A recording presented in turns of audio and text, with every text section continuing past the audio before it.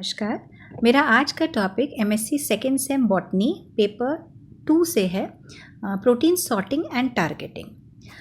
Protein synthesis cytosol में present ribosomes पर होता है और वहाँ से सिंथेसाइज होने के बाद ये बहुत ज़रूरी है कि उनको उनके सही डेस्टिनेशंस तक, जहाँ तक उनको पहुँचाना है वहाँ तक सिलेक्ट करके और सही तरीके से पहुँचाया जाए, तभी वो प्रोटीन जो है वो फंक्शनल हो पाएगा। प्रोटीन सॉर्टिंग में प्रोटीन्स को सिलेक्ट किया जाता है, कौन से प्रोटीन को का क्या डेस्टिनेशन है, और फिर उनको उनके डेस्टिनेशन तक टारगेट किया जाता है। यही पूरी प्रोसेस जो है ये प्रोटीन सॉर्टिंग एंड टारगेटिंग है। ये बेसिकली काफ़ी लंबा एक प्रोसेस है जिसमें कुछ एंडोमेम्ब्रेन के थ्रू होता है और कुछ जो है वो नॉन एंडोमेम्ब्रेनस ट्रांसपोर्ट होता है। तो मैंने ये वीडियो को 2 भागों में डिवाइड किया है। इस वीडियो में हम सिर्फ एंडोमेम्ब्रेन ट्रांसपोर्ट स्टडी करेंगे और पार्ट 2 वीडियो जो बनेगी उसमें हम सेकेंड इसका जो नॉन एंडोमेम्ब्रेन सिस्टम इसमें स्टडी करेंगे। यूकैरियोटिक सेल्स में सभी मेम्ब्रेन बाउंड ऑर्गेनल्स जो हैं वो सेल में एक अलग अलग कंपार्टमेंट्स फॉर्म कर लेते हैं और सभी अपने अपने स्पेसिफिक एक्टिविटीज़ वहाँ पर करते हैं। उन स्पेसिफिक एक्टिविटीज़ के लिए उनको प्रोटीन्स की आवश्यकता होती है, चाहे वो प्रोटीन्स के फॉर्म में हो या एंजाइम्स के फॉर्म में हो। तो इस तरह से जो प्रोटीन्स हैं हर कंपार्टमेंट के लिए, चाहे वो माइटोकॉन्ड्रिया हो, क्लोरोप्लास्ट हो, पेरोक्सिसोम्स हो, न्यूक्लियस हो, इवन लाइसोसोम्स एनिमल सेल्स में जैसे पाए जाते हैं, वहाँ पर भी बहुत सारे हाइड्रोलाइजिंग एंजाइम्स, डाइजेस्टिव एंजाइम्स की ज़रूरत होती है। या फिर कुछ प्रोटीन्स जिनको सेल के बाहर निकाल देना है, एक्सक्रीट कर देना है। ये सारे जो डेस्टिनेशंस हैं सेल के, इन डेस्टिनेशंस तक प्रोटीन्स को पहुंचाने के लिए जो पूरा मैकेनिज़्म है उसी को हम इसके अंदर स्टडी करते हैं। अब यहाँ पर जो प्रोटीन्स हैं साइटोसोल में रिलीज़ कर दिए जाते हैं, जैसे राइबोसोम पर सिंथेसिस होता है, ट्रांसलेशन का प्रोसेस कंप्लीट होता है, पॉलीपेप्टाइड बनता है और पॉलीपेप्टाइड पर अब एक्सपोर्ट करने के लिए, उनके रिस्पेक्टिव डेस्टिनेशंस तक ले जाने के लिए अलग अलग एड्रेस टैग्स होते हैं, मॉलिक्यूलर लेबल्स होते हैं, जिनके आधार पर उनको अलग अलग डेस्टिनेशंस तक, उनके स्पेसिफिक डेस्टिनेशंस तक पहुंचाया जा सकता है। तो ये जो पूरा प्रोसेस है जहाँ पर कि जो सेल में प्रोटीन्स को उनके टारगेट कंपार्टमेंट्स तक, टारगेट ऑर्गेनल तक लेकर के जाया जाता है, सही जगह लेकर के जाया जाता है, इसे ही प्रोटीन टारगेटिंग कहा जाता है। इसको प्रोटीन सॉर्टिंग इसलिए बोलते हैं क्योंकि टारगेट करने से पहले इन्हें सिलेक्ट किया जाता है कि कौन सा प्रोटीन कौन से ऑर्गेनल के लिए डेस्टिन्ड है। इसको प्रोटीन ट्रैफिकिंग भी कहा जाता है क्योंकि जिस तरह से ट्रैफिक जो है वो उसका गंतव्य स्थान, उसका जो डेस्टिनेशन है वो फिक्स्ड रहता है, ऐसे ही प्रोटीन्स का भी जो डेस्टिनेशन है वो फिक्स्ड है और उनको वहाँ तक लेकर के जाया जाता है। तो इस तरह से जो पूरा का पूरा जो एक प्रोसेस है इसको हम शिपिंग रूट जैसा बोल सकते हैं। जिस तरह से शिपिंग कॉरपोरेशंस में जो भी सामान लेने के लिए आया जाता है, कार्गो बोलते हैं उसको, उस कार्गो को हम उस कार्गो को वहाँ पर सॉर्ट किया जाता है, जहाँ पर उसमें लेबल्स लगाए जाते हैं, एड्रेस लेबल्स लगाए जाते हैं और फिर एड्रेस लेबल्स के हिसाब से उनको उनके जो भी रिस्पेक्टिव शिप्स होते हैं वहाँ तक उनको लेकर के जाया जाता है। शिप्स उनको उनके डेस्टिनेशन कंट्री तक और फिर कंट्री में जाकर के उनको उनके डेस्टिनेशंस तक पहुँचाया जाता है। यही सब प्रोसेस जो है ये प्रोटीन्स के लिए सेल में किया जाता है। अब अगर हम देखें तो सेल में सिर्फ 2 ही ऑर्गेनल्स हैं जिनको हम सेमी ऑटोनॉमस ऑर्गेनल्स के नाम से जानते हैं, जैसे क्लोरोप्लास्ट और माइटोकॉन्ड्रिया, जिनमें अपना खुद का डीएनए, राइबोसोम्स और पूरी प्रोटीन सिंथेसिस मशीनरी होती है। तो कुछ प्रोटीन्स वो अपने लिए जो यूज़फुल हैं वो अपने ऑर्गेनल में ही सिंथेसाइज कर लेते हैं, लेकिन मैक्सिमम प्रोटीन्स जो हैं वो उनको साइटोप्लाज्म से प्राप्त होते हैं। साइटोप्लाज्म से बनने वाले जो बाकी प्रोटीन्स हैं, जैसे न्यूक्लियस के सभी प्रोटीन साइटोप्लाज्म में बनते हैं, लाइसोसोम्स में आने वाले प्रोटीन्स सब वहीं बनते हैं, पेरोक्सिसोमल प्रोटीन्स जो हैं वो भी सब साइटोप्लाज्म में बनते हैं। तो जितने भी ऑर्गेनल्स हैं जहाँ पर प्रोटीन्स को जाना है वहाँ तक उनको ले जाने के लिए उनके ऊपर एड्रेस लेबल, जिनको मॉलिक्यूलर टैग्स कहा जाता है, वो अटैच कर दिया जाता है। तो ये डायग्राम शो करता है कि साइटोसोल में पाए जाने वाले जो अलग अलग प्रोटीन्स हैं उनके क्या क्या डेस्टिनेशंस हो सकते हैं। जैसे माइटोकॉन्ड्रिया, क्लोरोप्लास्ट है, पेरोक्सिसोम्स, न्यूक्लियस है, ये इनको हम नॉन मेम्ब्रेनस सिस्टम बोलते हैं, यानी ये किसी एक पर्टिकुलर चैनल के थ्रू नहीं जाते हैं।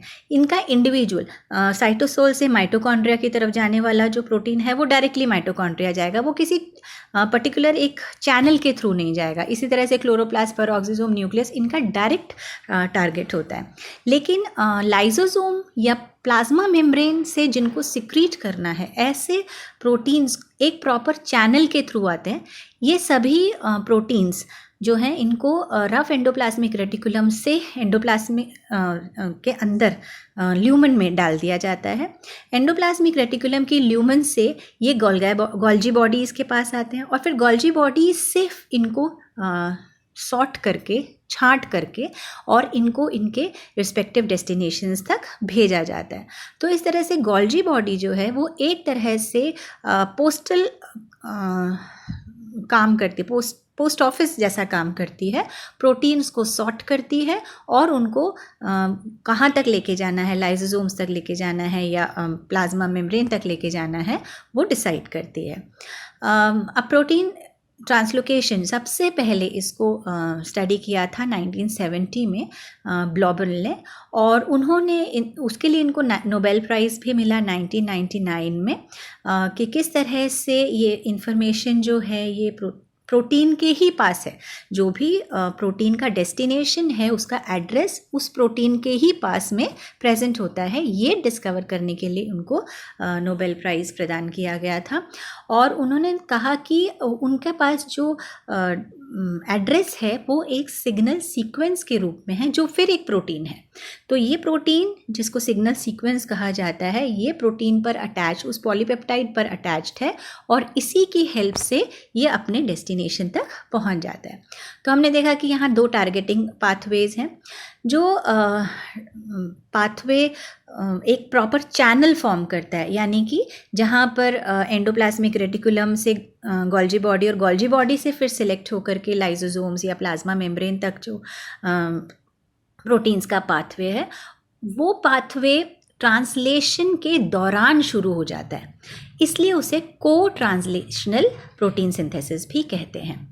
जबकि जो सिंथेसिस जो प्रोटीन्स डायरेक्ट माइग्रेट करते हैं, नॉन मेम्ब्रेनस हैं, यानी कि माइटोकॉन्ड्रिया, क्लोरोप्लास्ट, पेरोक्सिसोम्स, न्यूक्लियस इत्यादि के लिए जो डेस्टिन्ड हैं, उनका माइग्रेशन या उनका ट्रांसलेशन होने के बाद शुरू होता है, इसलिए उस पाथवे को पोस्ट ट्रांसलेशनल पाथवे भी कहते हैं। तो इस वीडियो में हम सिर्फ को ट्रांसलेशनल पाथवे की बात करेंगे, जहाँ पर जो प्रोटीन है उनका टारगेट है एंडोप्लाज्मिक रेटिकुलम, एंडोप्लाज्मिक रेटिकुलम से वो गोल्जी बॉडी और गोल्जी एपरेटस से फिर वो लाइसोसोम या प्लाज्मा मेम्ब्रेन तक माइग्रेट करेंगे। तो इस जो साइटोसोल में बनने वाले सभी प्रोटीन्स हैं उनमें 2 तरह के, तो अभी हमने देखा को ट्रांसलेशनल और पोस्ट ट्रांसलेशनल। को ट्रांसलेशनल जो Golgi body, endoplasmic reticulum Golgi body से होते हुए जाते हैं, और दूसरे जो डायरेक्ट ऑर्गेनल तक माइग्रेट करते हैं, पोस्ट ट्रांसलेशनल। लेकिन कुछ ऐसे प्रोटीन्स भी हैं जिनके ऊपर कोई एड्रेस नहीं होता है, तो ये जो हैं इनको साइटोसोल में ही रिलीज़ कर दिया जाता है। जो एड्रेस पॉलीपेप्टाइड्स पर प्रेजेंट होता है उसे सिग्नल पॉलीपेप्टाइड कहते हैं। ये जनरली एक स्ट्रेच है हाइड्रोफोबिक अमीनो एसिड्स का, जो कि एन टर्मिनस के पास में पाया जाता है।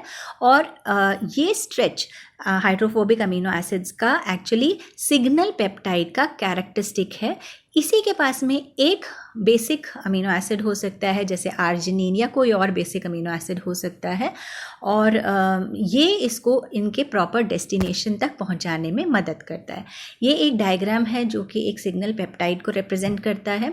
इसमें जो ग्रीन कलर की चेन है ये हाइड्रोफोबिक अमीनो एसिड का एक स्ट्रेच है, और टुवर्ड्स द एन टर्मिनल एक बेसिक अमीनो एसिड प्रेजेंट होता है, और ये प्रेजेंट होने से ये सिग्नल पेप्टाइड इसका एक मॉलिक्यूलर टैग के रूप में काम करता है, या हम बोल सकते हैं एड्रेस लेबल के रूप में काम करता है, और इसी से पहचाना जाता है कि ये प्रोटीन जो है इसको कहाँ लेकर के जाना है। तो अगर हम एंडोमेम्ब्रेन सिस्टम की बात करें, जैसे हम इस वीडियो में देख रहे हैं, तो को ट्रांसलेशन मतलब जिसमें एंडोप्लाज्मिक रेटिकुलम से होता हुआ गोल्जी एपरेटस तक जाएगा। एंडोप्लाज्मिक रेटिकुलम में 2 प्रकार के प्रोटीन्स पाए जाएंगे, एक जो जिनका डेस्टिनेशन आगे गोल्जी बॉडी तक जाना है, और कुछ जो हैं वो वहीं के रेजिडेंट प्रोटीन्स हैं जो एंडोप्लाज्मिक रेटिकुलम के ही प्रोटीन्स हैं, उनको वहीं रहना है। तो इस तरह से जो गोल्जी बॉडी के लिए डेस्टिन्ड होते हैं वही वेसिकल्स के फॉर्म में गोल्जी बॉडी तक पहुंचते हैं। रेजिडेंट प्रोटीन्स जो हैं वो ल्यूमन का ही पार्ट बने रहते हैं। गोल्जी बॉडी में भी इसी तरह से 2 प्रकार के प्रोटीन्स हैं। एक प्रकार के प्रोटीन जिनको कि गोल्जी जो है वो सिलेक्ट करके भेज देता है जो भी उनका डेस्टिनेशन है, और दूसरे जो कि गोल्जी बॉडी के ही रेजिडेंट प्रोटीन्स हैं और वहीं पर रहते हैं। तो अब ये किस तरह से पहचाना जाता है कि किसको कहाँ जाना है, तो ये हम समझ सकते हैं कि जो सिग्नल सीक्वेंस है वो पॉलीपेप्टाइड पर अटैच्ड होता है, और इस सिग्नल सीक्वेंस को आइडेंटिफाई करता है एक सिग्नल रिकग्निशन पार्टिकल जो फिर एक प्रोटीन है, और इससे आकर के बाइंड कर लेता है। इसे हम शॉर्ट में SRP कहते हैं। SRP आकर के सिग्नल सीक्वेंस को आइडेंटिफाई करता है, उसके साथ बाइंड कर लेता है। राइबोसोम ये कब है, जब अभी ट्रांसलेशन जो है वो चल ही रहा था। जैसे ही SRP आकर के इस पर बाइंड करता है तो वहीं पे वो स्टॉप हो जाता है, ट्रांसलेशन वहीं स्टॉप हो जाता है। अब ये जो SRP है ये जाकर के SRP रिसेप्टर्स जो कि एंडोप्लाज्मिक रेटिकुलम की मेम्ब्रेन पर प्रेजेंट है उससे जाकर के अटैच हो जाता है। ये एक प्रकार का कन्फर्मेशनल अटैचमेंट है उस और स्पेसिफिक SRP जो है वो SRP रिसेप्टर्स के साथ में अटैच हो जाता है। अब GTP मॉलिक्यूल्स आकर के SRP और SRP रिसेप्टर्स के साथ में अटैच होते हैं। इससे एक जो SRP में एक मेम्ब्रेन चैनल जैसा प्रेजेंट है जिसे ट्रांसलोकोन कहा जाता है, वो ट्रिगर हो जाता है।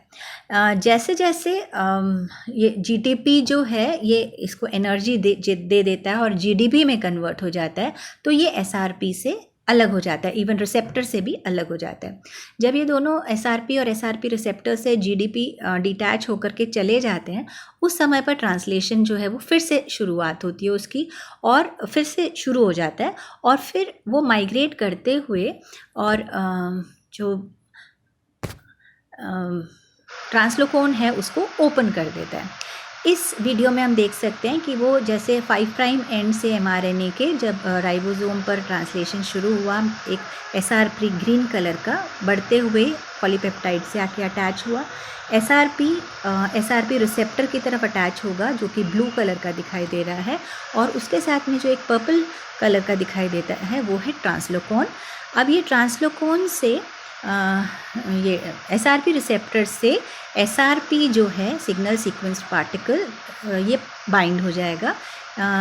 सिग्नल सीक्वेंस इसमें दिखाया गया है कि येलो कलर के हाइड्रोफोबिक अमीनो एसिड का स्ट्रेच है, और उसके साथ में एक बेसिक अमीनो एसिड जो ग्रीन कलर का दिख रहा है, और ये सब एन टर्मिनस की तरफ है।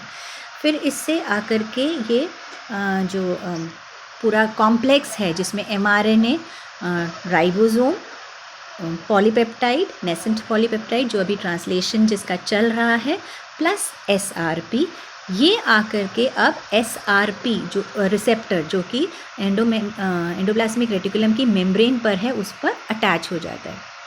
इनसे आकर के जब GTP अटैच होंगे, एनर्जी जो है वो ट्रिगर करेगी और ट्रांसलेशन प्रोसेस जो है वो फिर से शुरू हो जाएगा। जब ये ट्रांसलेशन शुरू होगा तो पॉलीपेप्टाइड को ट्रांसलोकोन के अंदर धकेल दिया जाएगा, और GDP, SRP ये अलग हो जाएंगे SRP रिसेप्टर से।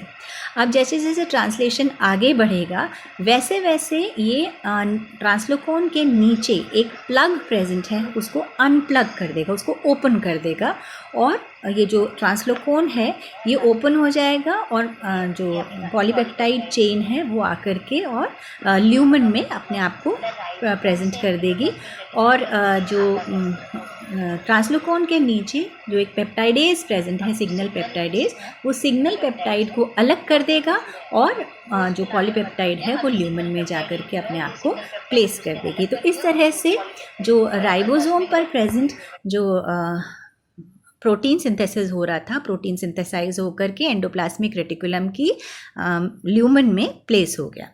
अब यहाँ से ये वेसिकल्स के रूप में इसका ट्रांसपोर्ट होगा, इसलिए इसको वेसिकल ट्रांसपोर्ट भी बोलते हैं। यहाँ पर जो एंडोप्लाज्मिक रेटिकुलम की ल्यूमन से ये गोल्जी एपरेटस तक जाएगा और वहाँ से प्लाज्मा मेम्ब्रेन या लाइसोसोम जो भी उसका डेस्टिनेशन होगा वहाँ तक जाएगा। अब आपको बताएं कि जिस तरह से एंडोप्लाज्मिक रेटिकुलम में दो प्रोटीन्स हैं, कुछ प्रोटीन्स हैं जो कि जिनका डेस्टिनेशन गोल्जी एपरेटस है और कुछ हैं जो ईआर की रेजिडेंट प्रोटीन्स हैं। तो जो एंडोप्लाज्मिक रेटिकुलम है उसकी तरफ जो गोल्जी नेटवर्क, गोल्जी एपरेटस का जो पार्ट होता है उसे सिस फॉर्म बोलते हैं, उसे सिस गोल्जी नेटवर्क या सीजीएन से रिप्रेजेंट करते हैं। जो भी वेसिकल्स के फॉर्म में प्रोटीन्स एंडोप्लाज्मिक रेटिकुलम से गोल्जी की तरफ माइग्रेट करेंगे, उनके ऊपर COP2 कोटिंग प्रोटीन्स कोट कर दिया जाएगा, उनको उसके ऊपर एक कोटिंग जैसा प्रेजेंट हो जाएगा।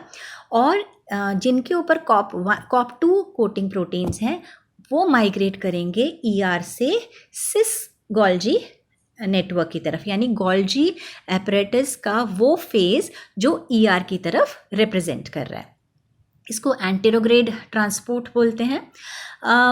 अब गोल्जी वहाँ पर सॉर्ट करेगा कि हो सकता है कि जो प्रोटीन्स गोल्जी तक जाने थे उनके साथ साथ में कुछ रेजिडेंट प्रोटीन्स भी वहाँ तक चले गए हैं। अगर रेजिडेंट प्रोटीन्स जो कि जिनको कि ER ल्यूमन में ही रहना था, अगर वो भी साथ में आ गए हैं तो गोल्जी उनको सॉर्ट करके और उनका एक वेसिकल बना करके वापस ER की तरफ उसको भेज देगा। और इसके लिए जो एक वेसिकल के ऊपर कोट प्रोटीन लगेगा वो कहलाता है COP1 कोटिंग प्रोटीन। ये जो गोल्जी बॉडी से रेजिडेंट प्रोटीन्स का वापस ER की तरफ जो माइग्रेशन है इसको रेट्रोग्रेड ट्रांसपोर्ट कहा जाता है। इस डायग्राम में देख सकते हैं कि एंडोप्लाज्मिक रेटिकुलम से COP2 कोटेड प्रोटीन्स जो कि रेड कलर का कोटिंग दिख रहा है, सॉरी COP2 जो ग्रीन कलर का कोटिंग दिख रहा है वो अर्जिक मतलब एंडोप्लाज्मिक रेटिकुलम गोल्जी का जो इंटीग्रेटेड कॉम्प्लेक्स है यहाँ तक जाएगा। और यहाँ पर गोल्जी का सिस फॉर्म है, ये आइडेंटिफाई कर, यहाँ से फिर ये सिस फॉर्म पर जाएगा, यहाँ से आइडेंटिफाई किया जाएगा कि कौन से प्रोटीन जो हैं वो ER ल्यूमन के प्रोटीन्स हैं और उनको COP1 से कोट करके और वापस रेड कलर का हम देख सकते हैं वापस एंडोप्लाज्मिक रेटिकुलम तक भेज दिया जाएगा। तो ये प्रोसेस रहता है एंडोप्लाज्मिक रेटिकुलम और गोल्जी के बीच में। अब गोल्जी कैसे आइडेंटिफाई करेगा कि कौन से रेजिडेंट प्रोटीन्स हैं या कौन से जो हैं वो प्रोटीन्स को आगे जाना है। तो इसके लिए KDEL और KKXX ये दो अमीनो एसिड सीक्वेंसेस हैं जो गोल्जी को हेल्प करते हैं आइडेंटिफाई करने में कि कौन सा प्रोटीन जो है वो गोल्जी तक आना था और कौन सा जो है वो ER ल्यूमन का रेजिडेंट प्रोटीन है और उसे वापस भेजना है। KDEL ये 4 अमीनो एसिड्स का ग्रुप है, lysine, aspartic acid, glutamic acid और ल्यूसीन।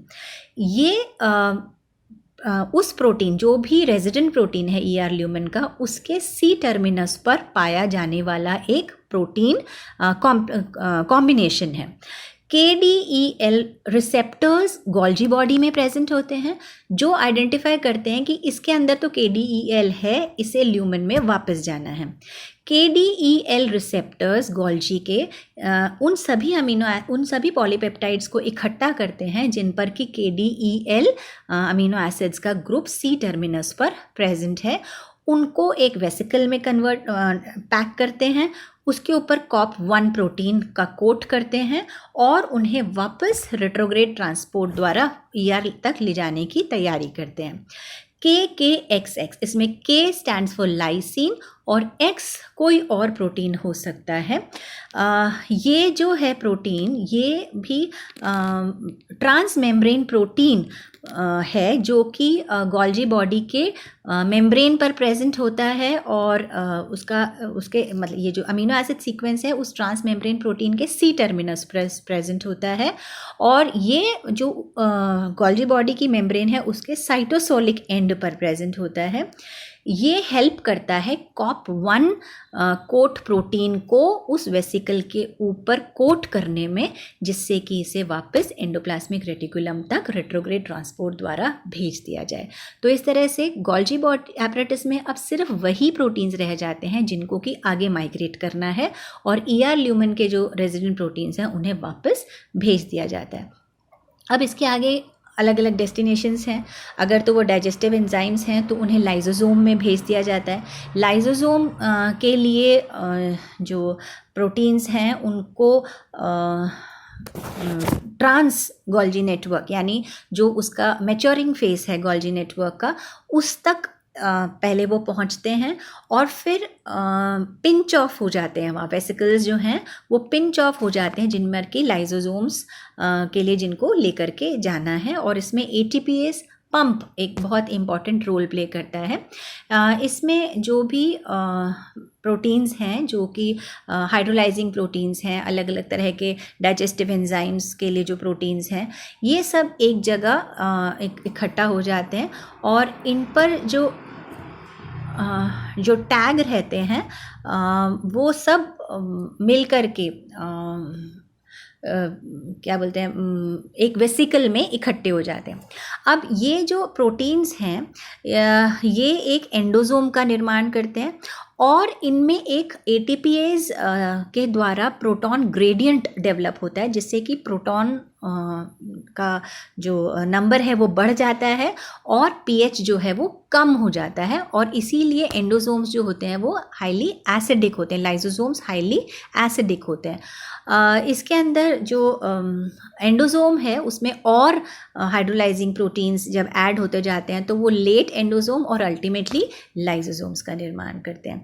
इसी तरह से अब जो प्रोटीन्स हैं जिनको कि एक्सक्रीटरी पाथवे में जाना है यानी सेल से उनको एक्सक्रीट कर देना है, बाहर निकाल देना है, उनके लिए उनको प्लाज्मा मेम्ब्रेन तक ले जाके और जो उस सिक्रीटरी वेसिकल की जो मेम्ब्रेन है वो प्लाज्मा मेम्ब्रेन की का पार्ट बन जाती है और जो उसके अंदर के कंटेन्ड प्रोटीन्स हैं उनको सेल के बाहर फेंक दिया जाता है। इस तरह से जो वेसिकल है वो प्लाज्मा मेम्ब्रेन में मर्ज हो जाती है और जो एक्सक्रीटरी प्रोटीन्स हैं उनको बाहर फेंक दिया जाता है।